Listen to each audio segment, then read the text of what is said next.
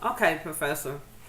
I don't know if this will be enough or not, but when I watched the recording, I was like, oh my God, I missed the wrong live session. And I do apologize. It's my father. Um, but besides that, it was a question you asked about the law and did the facts matter? And whether it was depended on the judge or something else, I forget. And I, I found myself raising my hand like, hey, hey, hey, hey. But I remember that it was the phrase about it depends on what the judge had for breakfast that morning, and or how he felt, whether he interprets the law, the facts according to the law, or according to how he felt that day. And I was like, okay, I'm actually getting this. I'm actually getting it. And I was like to my head, I know that, I know that, I know that. And then you kept going, and you made a statement about, oh gosh, how the God's law was being represented by the Jews, and Jesus came back and he was telling them that that Moses' law was not God's law. He was saying that he gave them, and this is what the word said. I'm gonna have to find that scripture. I should have found it before I started this tape, but in the scripture it tells them. He said that Moses, one of the laws was about adultery, a lady committing adultery, and do you stone her? And he told them, no, you give her the writing of divorce. And they would say, but Moses' law. He said, Moses gave y'all this law because of y'all utterance, and y'all kept, in other words, y'all kept bothering him. So that's what he did. He's telling that law didn't come from God. That came from Moses. So with the judges today, I think it's like, or with the law today, not so much the judges. I think it's like that. I think that it's not necessarily what the people need.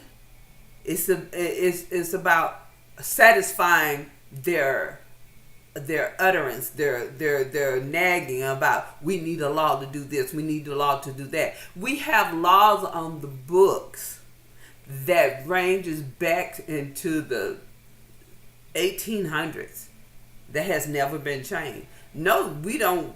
They don't enforce them, but they are still on the books. So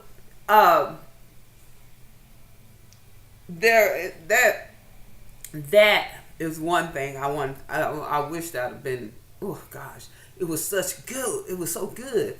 And then we have the one where the lady, I forget her name, but she was talking about God's law versus positivism, legal positivism, and how natural law. That's not God's law, but natural law. But I think it's one and the same. But and how she feels that legal positivism during the Nazi thing, it was good because the law was the law. If there was no interpretation, it was just the law. And I was like, oh my God, really, lady?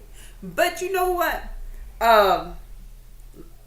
If she gonna look at it like that, she might as well call it legal Nazism.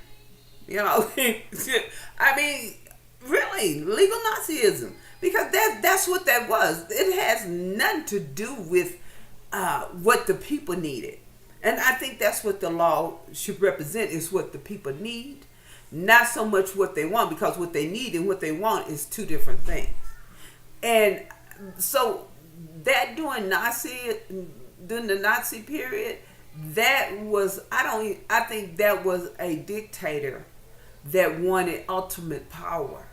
It has nothing to do with the need of the people. And that's what I feel that the law should represent, the need of the people. Not so much what the people want, like the utterance of the children from Israel to Moses, but the need the actual need. And God supplied that, which is natural law. You don't kill. We don't need everybody going around killing everybody. You don't steal. What is yours, you need to keep.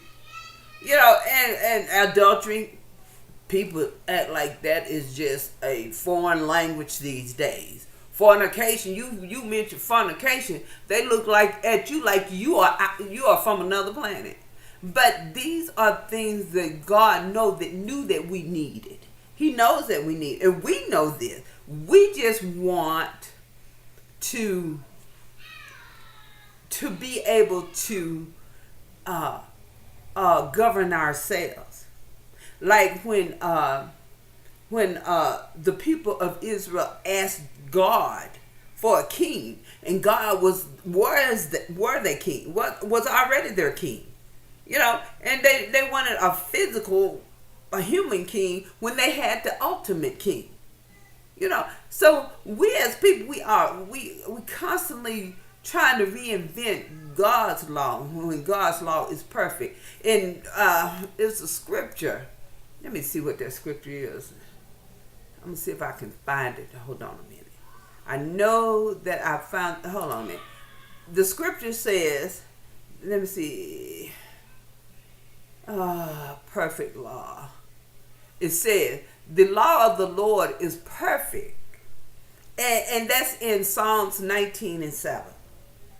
So, in Moses' law, in Hebrews 7:19, it said, "For the law made nothing perfect."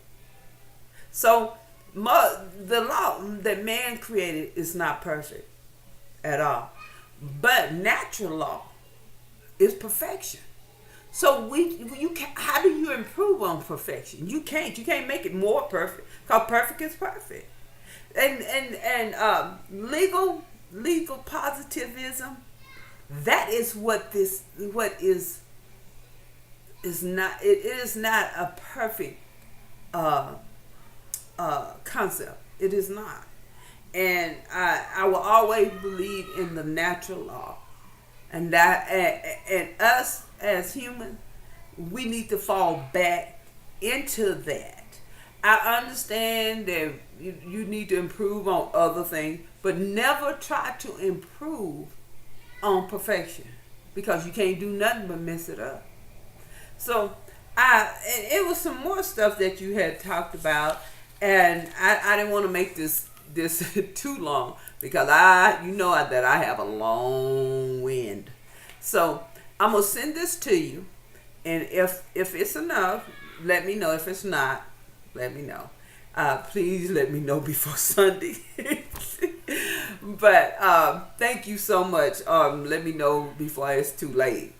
I'm gonna do everything else, my tests and my discussions. But I hated that I missed it. It was awesome. It was so awesome. I'm telling you, I really, for real, I found myself raising my hand, and I'm like, wait a minute, this is a recording. Oh my goodness. But it was so awesome. And I want to tell you, not because you helped me or in any kind of way, because you did help me, but this class, I loved it.